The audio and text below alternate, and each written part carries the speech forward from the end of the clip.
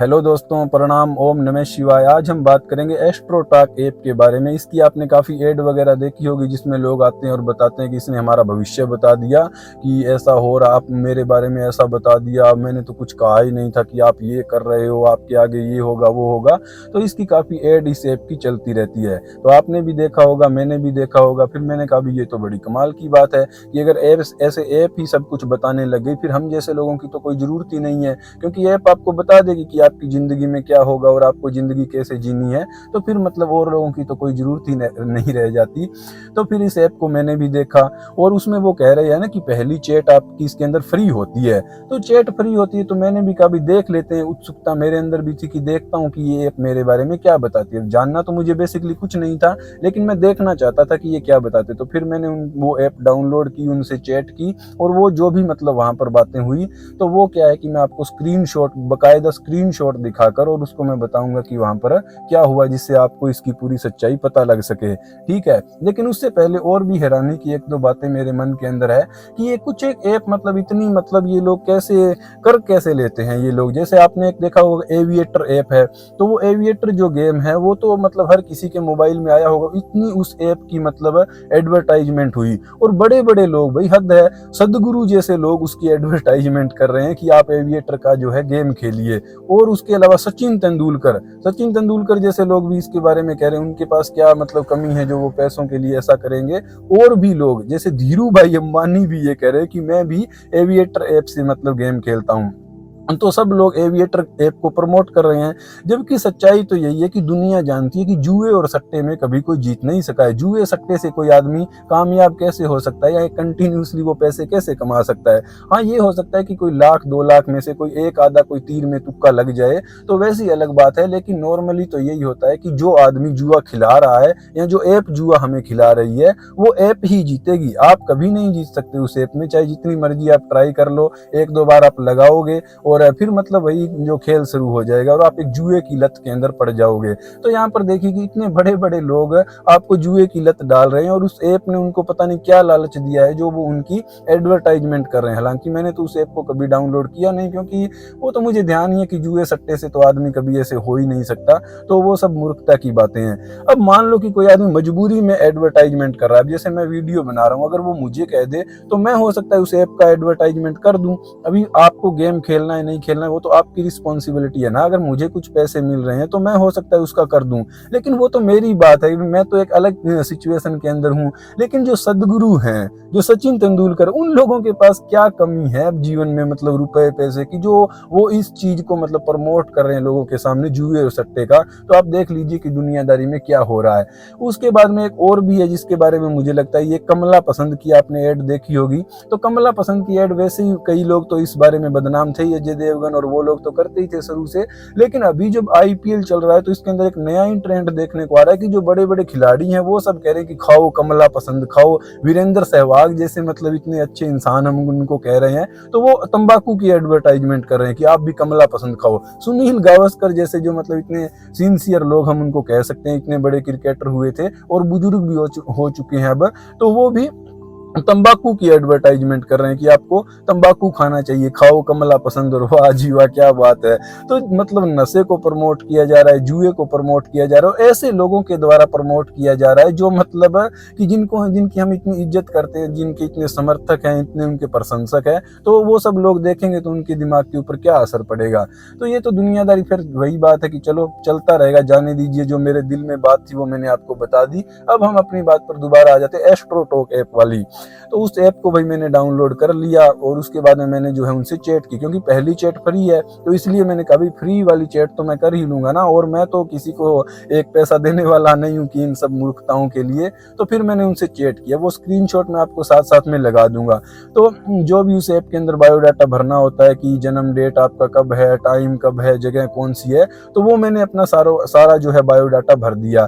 अब भरने के बाद आप देखिए कि जब भी ऐड आती है, जो लोग भी ऐड इसकी कर रहे हैं ऐप की, तो वो क्या बताते हैं कि उन्होंने अपने आप ही मेरे बारे में कहा कि ये है, अपने आप ही उन्होंने कहा कि ये है।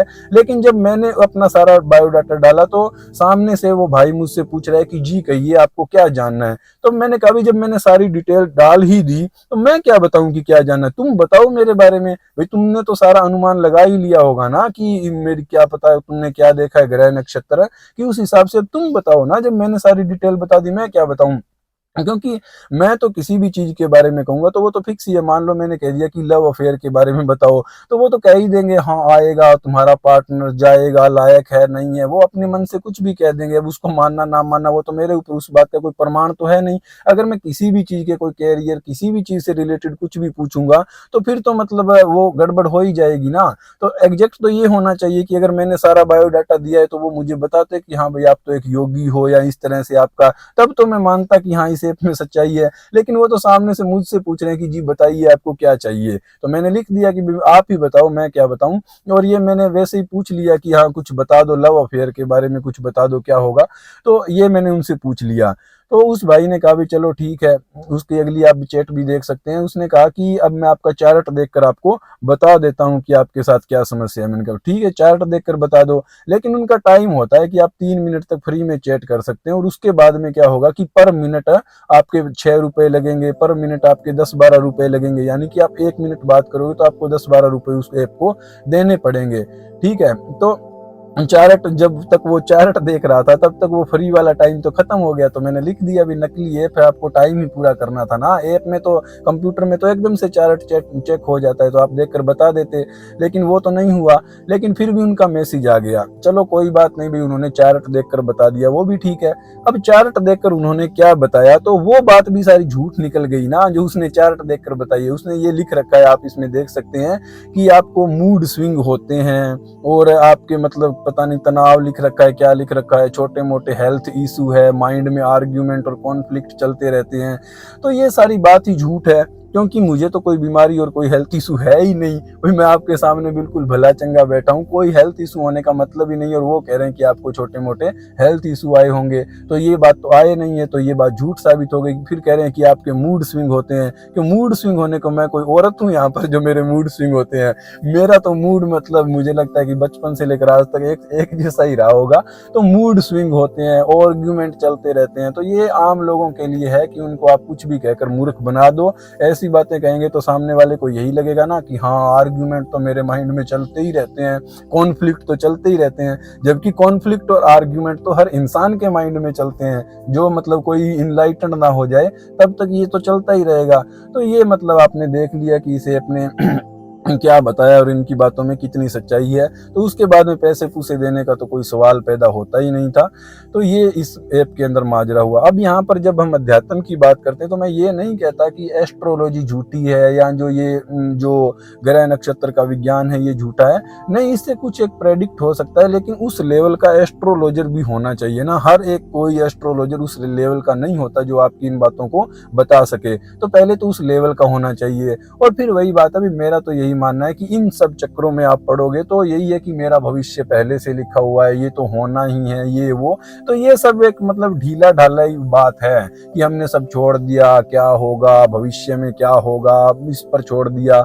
जबकि असल तो वही होता है कि इन सब चीजों के बारे में सोचने से कुछ फायदा तो है नहीं, क्योंकि आप कर्म करोगे तभी उसका रिजल्ट मिलेगा। तो आप अपना जो कर्म है अपने आप को सुधारिए और अपना जो कर्म है वो कीजिए, उसी से अच्छा होगा। इन सब चीजों के अंदर तो आपका मतलब जो है एक्स्ट्रा टाइम ही बर्बाद होगा, जो आप फ्यूचर की और इस तरह की उम्मीद लगा लेते हैं। तो जैसे वो दबंग फिल्म में सलमान खान ने अपनी कुंडली जो थी वो कागज वाली, वो उसमें डाल दी चारे वाली मशीन में और उसको काट दिया और बाद में वो इंस्पेक्टर लगे। तो वो तरीका मुझे ज्यादा सही लगता है कि इन सब चक्करों में पड़ने का कोई फायदा है नहीं। हाँ, कोई आपको बहुत अच्छा एस्ट्रोलॉजर मिल जाए और वो आपको कोई एक आधी अच्छी बात बता दे तो वो एक मतलब प्लस पॉइंट हो सकता है। लेकिन आप इनके बारे में जाओ और ऐप पर देखो और सारा दिन इसी चक्करों में पड़े रहो, तो वो क्या है कि आप पहले ही निकम्मे थे, अब आपने अपना निकम्मापन और भी ज्यादा फैला दिया है, तो उसका कोई रिजल्ट नहीं होने वाला है।